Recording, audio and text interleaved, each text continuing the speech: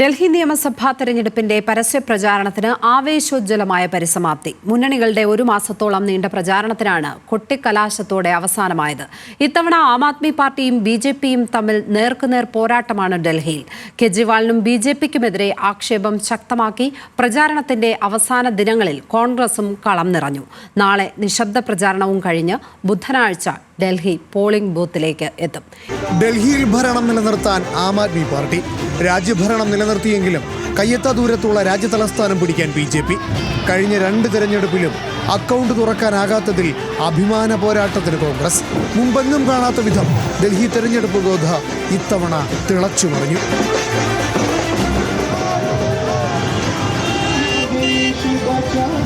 മുന്നണികളുടെ പ്രധാന നേതാക്കളെല്ലാം അവസാനഘട്ട പ്രചാരണ റാലികളിൽ സജീവമായി. കൽക്കാജി മണ്ഡലത്തിൽ ഡൽഹി മുഖ്യമന്ത്രിയും AP സ്ഥാനാർത്ഥിയുമായ അതിഷിക്ക് വേണ്ടി അരവിന്ദ് കെജ്രിവാൾ റോഡ് ഷോ നടത്തി. 55 മുതൽ 60 സീറ്റുകൾ വരെ നേടി മൂന്നാമതും അധികാരത്തിലെത്തുമെന്ന് കെജ്രിവാൾ.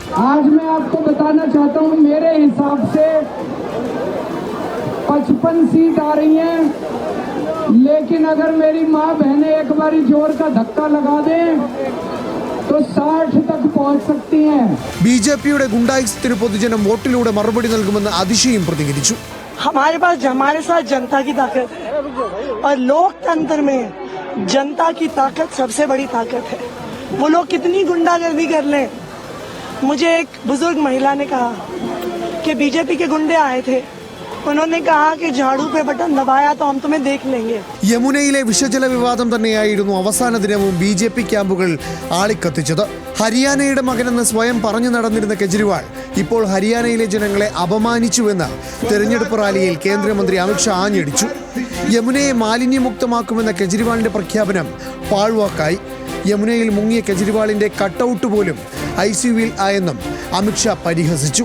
അധികാരത്തിലെത്തിയാൽ 3 വർഷത്തിനുള്ളിൽ യമുന വൃത്തിയാക്കുമെന്നും ബിജെപിയുടെ പ്രഖ്യാപനം. हमारे कार्यकर्ता उनके कटआउट को डुबो कर आए जमुना जी में.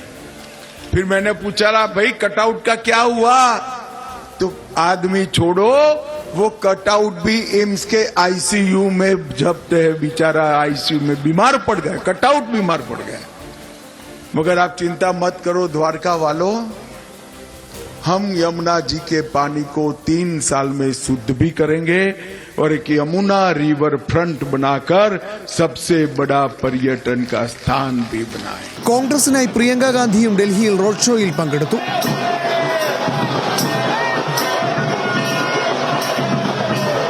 ബിജെപിക്കായി പ്രധാനമന്ത്രിയും കേന്ദ്രമന്ത്രിമാരും BJP മുഖ്യമന്ത്രിമാരും പ്രചരണത്തിൽ ചുക്കാൻ പിടിച്ചു. ഡൽഹിയിൽ വിദ്യാർത്ഥികളുമായി സംവദിച്ച പ്രധാനമന്ത്രി നരേന്ദ്രമോദി വിദ്യാർത്ഥികളുടെ ഭാവിക്ക് AAP തുരങ്കം വയ്ക്കുകയാണെന്നും പറഞ്ഞു വെച്ചു.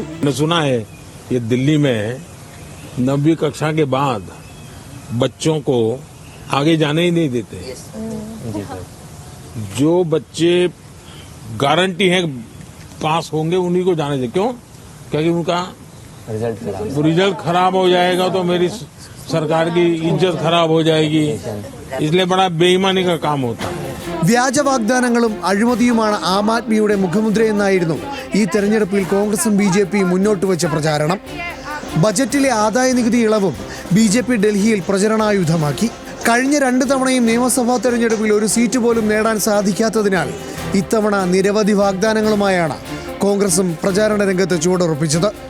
തെരഞ്ഞെടുപ്പിന് ദിവസങ്ങൾ മാത്രം ശേഷിക്കെ ആം ആദ്മി പാർട്ടിയിൽ നിന്ന് രാജിവെച്ച 8 MLAമാർ BJPയിൽ ചേർന്നതും AAPക്ക് കനത്ത പ്രഹരമായി. ആബ്ഡ സർക്കാർ, ശീഷ് മഹൽ വിവാദം, CAG റിപ്പോർട്ട്, യമുനയിലെ വിഷജല ആരോപണം എന്നിവയെല്ലാം ഡൽഹിയിലെ ചൂടേറിയ സംവാദങ്ങളിലേക്ക് നയിച്ചു. അഴിമതി ആരോപണങ്ങൾ ആം ആദ്മി പാർട്ടിയുടെ ജനകീയ അടിത്തറയ്ക്ക് കാര്യമായ മങ്ങലേൽപ്പിച്ചിട്ടുണ്ട്. അതുകൊണ്ട് തന്നെ കഴിഞ്ഞ തവണത്തേതുപോലെ ഒരു easy walk over Aam Aadmi പാർട്ടിക്ക് ഇക്കുറി ബുദ്ധിമുട്ടായിരിക്കും. AAP തരംഗത്തിന് മങ്ങലേറ്റിട്ടുണ്ടോ അതോ BJP ഇന്ദ്രപ്രസ്ഥം കീഴടക്കുമോ എന്നറിയാൻ ഇനി ദിവസങ്ങൾ മാത്രം ബാക്കി. National desk, news Malayalam.